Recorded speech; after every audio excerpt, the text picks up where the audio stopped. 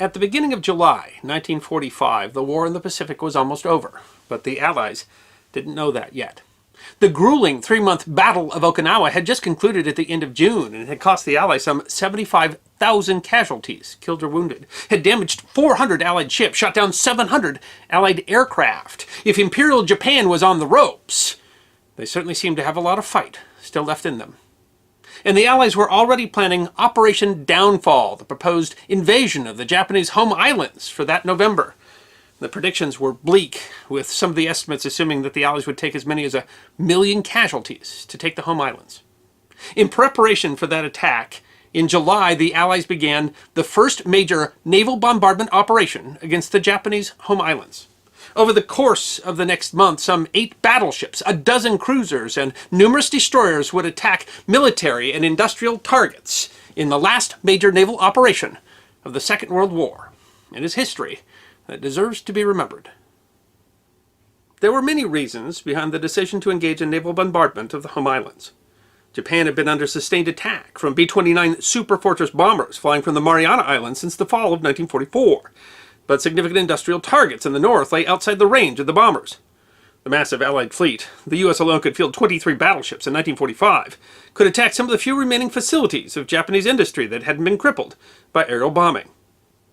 Allied command concluded that after the air losses at Okinawa, more than 1,400 Japanese aircraft had been lost in the battle, most used in kamikaze attacks, the Allied heavy ships, which had largely been used as escorts for carriers, would have relative freedom to attack. Japan coastal defenses were estimated to be light, offering little risk to the ships. The Allies were hoping to avoid the invasion by convincing the Japanese that further resistance was futile, and naval bombardment was seen as part of a combined strategy with the aerial bombing to demoralize the population. And finally, the hope was that the attacks would draw out the few remaining Japanese air and naval assets, exposing them to destruction ahead of the invasion. An Army Pictorial Service newsreel said of the operation, "A naval intelligence report states that for a year, as Japan has been scourged by Allied warplanes, northern Honshu and Hokkaido have provided a haven for aircraft, shipping, railroads, and industries. Bombardment from the sea, coupled with strikes by planes from the carriers of Task Force 38, will now end this isolation." A December 2018 edition of the Navy Times explains, "Third Fleet's objective was to apply relentless violence in hopes that Japan would stand down, but if not, lay destructive groundwork for an invasion." The initial striking force would be drawn from the U.S. Third Fleet under the command of Fleet Admiral William Halsey, and the fleet's main strike element, Task Force 38, under the command of Vice Admiral John S. McCain, Sr. Task Force 38 was the Fast Carrier Task Force and included 17 aircraft carriers and 6 battleships. The group of fast attack carriers had played a critical role throughout the war in the Pacific since it had been created in August 1943. The task force battleships were the so-called fast battleships, battleships of the North Carolina, South Dakota, and Iowa classes, capable of making more than 27 knots to keep up with the Essex-class carriers of the task force, and mounting 16-inch main guns that could fire 2,700-pound shells a distance of up to 23 miles. The attacks would later include elements of the Royal Navy and the Royal New Zealand Navy. Allied submarines approached the home islands, searching out targets and naval mines. Allied aircraft reconnoitered targets while suppressing the Japanese ability to reconnoiter the American fleet. McCain's force sortied from the Philippines on July 1st. The task force was immense. By itself, it commanded more firepower than any other navy in history. The Navy Times reported, "The power and personnel on the decks and in the ready rooms of the 3 task groups embodied years of planning, design, production, testing, recruiting, training, deployment, and combat experience." The first attacks came from the task force air groups. The Navy Times describes the initial attacks. As a Japanese aircraft carrier armada had when nearing Hawaii in early December 1941, Task Force 38 used a weather front to mask its July 9th, 1945 approach to Honshu. At 2 a.m. the next morning, the 3 task groups emerged, launched planes, and slipped back into the front to avoid counterattack. Weeks of elaborate planning paid handsome dividends.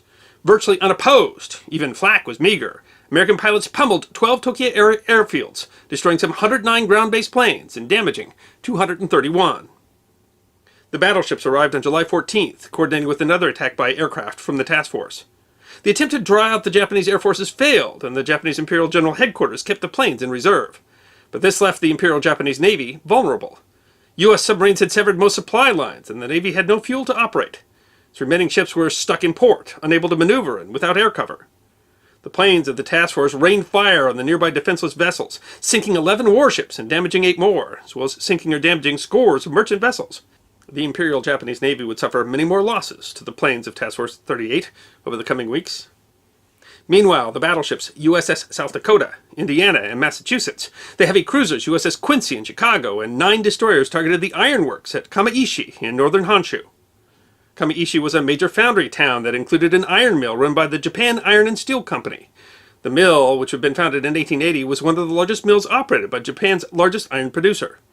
According to a 1968 paper written for East Central State College, Oklahoma, the mill had produced its peak production in 1943, when it had produced 426,000 tons of pig iron and semi-finished steel, although by the summer of 1945, a shortage of coking coal and other materials had the mill running at less than half capacity.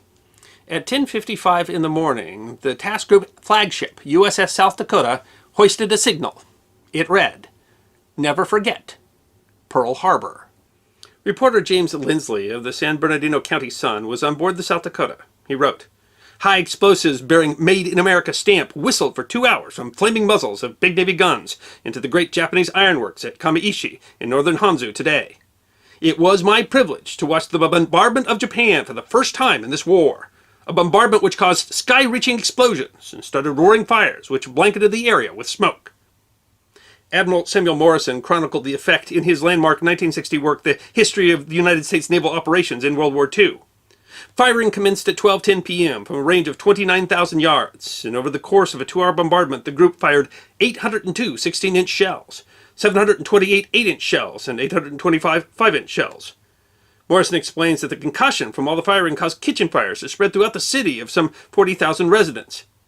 An August 2020 edition of the Japan Times wrote that much of the bombardment targeted a local iron mill run by Japan Iron and Steel Company, but the entire city burned to the ground.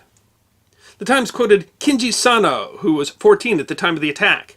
"Soon we began to hear the crackling sound more vividly. I thought it was the rain, but when I peeped outside there were no ripples in the pond in our garden. When I looked back, our house was engulfed in flames. We jumped out from the shelter. Sano ran to another shelter, which also caught fire and eventually escaped, running over a hill. When the attack ended, he told the Times, he went back to find out that his home had been burned to the ground. It was the second time his home had been destroyed. It had been washed away in a tsunami in 1933, when he was just 2 years old." Another survivor, Toko Wada, was quoted on the Japan Economic Newswire in 2015, comparing the devastation of the city to the 2011 tsunami there. "The distressing scene was the same at the time," Wada, who was 15 when the city was bombarded, said recently in a room at a nursing home for the aged in Kamaishi. "The whole town was gone. I got choked up inside, as I thought I'd never wanted to see it that way again." Smoke from the fires prevented naval aircraft from spotting for the ships, but they were able to continue their fire on predetermined targets. Most remarkably, the ships saw virtually no opposition, with no coastal fire or planes responding. The only military response was from a small submarine chaser in the harbor, sunk quickly by naval gunfire. The fleet was so confident that radio silence was not maintained. The headline in the Sun read, "Yank ships swagger back and forth off Japanese coast." The Allies did not even attempt to hide the names of the ships involved. The bombardment did significant damage to the mill, although the full extent wasn't known until after the war.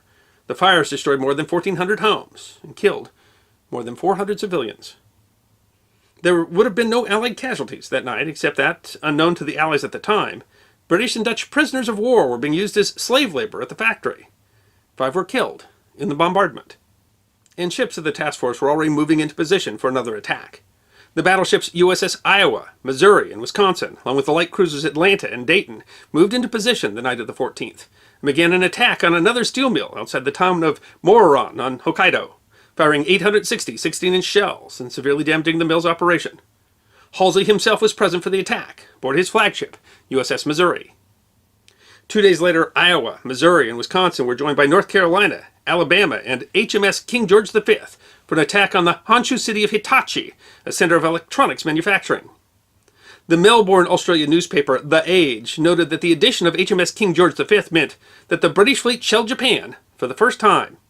And the bombardment force, as in earlier shellings, acted in complete disdain of the enemy's navy and air force. One correspondent, broadcasting from a battleship, the paper wrote, said the Third Fleet was pouring shells in at a rate of 50,000 pounds a minute. While the battleships fired over 1,500 shells from their 16 and 14-inch guns, rain and fog made targeting difficult. The bombardment did more damage to the city's residential area than to the industrial area. A raid the next day by B-29s using incendiary bombs resulted in near total destruction of the city's urban area. The results of the bombardments have been decidedly mixed. While the damage to facilities was not as severe as had been hoped, and the actions had failed to draw out the remaining air assets as Allied planners had hoped, Japan had proven virtually defenseless. A June 2020 edition of The National Interest concludes, the attacks incurred no Japanese response, seemed to have inflicted some damage, so Admiral William Halsey decided to continue them. The fleet moved to regroup and resupply. Samuel J. Cox, the director of the Naval History and Heritage Command, wrote in 2020, on 21-22 July, Third Fleet conducted what is probably the largest single replenishment at sea operation in history. Over 100 ships received 6,369 tons of ammunition, 379,157 barrels of fuel oil, 1,635 tons of stores and provisions, 99 replacement aircraft, and 412 replacement personnel from the oilers, ammunition ships, store ships, and escort carriers of Task Group 30.8, commanded by Rear Admiral Donald B. Beery, an unsung hero of World War II. It's telling that at this point in the war, fueling the fleet was a greater challenge than facing the enemy. The risk of a typhoon was a greater concern than the Imperial Japanese Navy. The bombardments continued, including a second attack on Kamiishi in August that killed more civilians and POWs. Several air raids on the naval base at Kure, Japan in the latter part of July damaged or destroyed most of what was left of the Imperial Japanese Navy. Admiral McCain opposed the attacks, finding them unnecessary and fearing risk to his pilots at a base with a strong anti-air defense, but Nimitz wanted the threat neutralized. The night of July 22nd and 23rd, a group of destroyers attacked and sank a Japanese freighter. Two small Japanese naval vessels, a minesweeper and a subchaser, briefly engaged the U.S. destroyers, but didn't damage them. That was the last substantial surface engagement between the U.S. and Imperial Japanese navies. Despite the continued attacks, the war was, of course, at its end. The last attack on Kamiishi occurred on August 9th, the same day a B-29 called Boxcar dropped the second atomic bomb on Nagasaki. But there was still more death to come in the waning days of the war. Task Force planes were in the air the morning of August 15th when word arrived that the Emperor had agreed to surrender. The planes were recalled, but several were attacked by Japanese planes, either pilots who had not been informed of the ceasefire or who were too fanatical to accept surrender. Knowing there could still be a risk from kamikazes, Halsey gave the order to shoot any aircraft approaching the fleet down, in a friendly manner. At least 5 Allied pilots died in air battles that day. More than 30 Japanese planes were shot down. It was the last substantial air battle of the Second World War. While Japan had officially surrendered, it took a long time for that word to spread, and combat operations continued in Manchuria, in China, in Southeast Asia. It's really unclear who fired the last shots of the war in the Pacific. Analysis after the war found that the naval bombardment had done more damage to industry than initially had been suspected, but that even the 16-inch naval guns didn't do as much damage as the 1,000 and 2,000-pound bombs of the naval aircraft. Admiral McCain made his opinion clear. He thought that the aircraft that had been assigned to defend the battleships would have done more damage than the battleships themselves. It was determined that the naval bombardment had a significant impact on the population's morale, but it appears that the Japanese high command didn't pay much attention to the morale of the populace, and that the naval bombardment didn't play any significant role in the eventual decision to surrender. It can certainly be argued that the entire operation was unnecessary, and in fact might have been motivated more by revenge than strategic purposes. The deployment of the battleship certainly represents an ironic twist, as the war had started with the Japanese sinking U.S. battleships at Pearl Harbor. Still, the U.S. could not have known what military pressure was necessary to compel the Japanese to surrender. Still, the battleships did themselves little favors. As the National Interest notes, the raids were only successful because Japan was almost completely prostrate from a military sense. Against a better resourced foe, the magazine argues, even the battleships would have had trouble defending themselves from submarines and air attacks, and thus the raids offered no plausible logic to retain large numbers of battleships. But a few did remain and found service. The last 2 battleships, USS Iowa and USS Wisconsin, were not stricken from the U.S. naval rolls until 2006. I hope you enjoyed this episode of the History Guy, short snippets of forgotten history. And if you did enjoy, feed the algorithm by making a comment or clicking that like button. If you have suggestions for future episodes, please send those to our suggestions email box. Check out our webpage at thehistoryguy.net. And of course, we're on Facebook, Instagram, and Twitter. You can book a special message from the History Guy on Cameo and check out our merchandise at teespring.com. And if you'd like more episodes of Forgotten History, all you need to do is subscribe.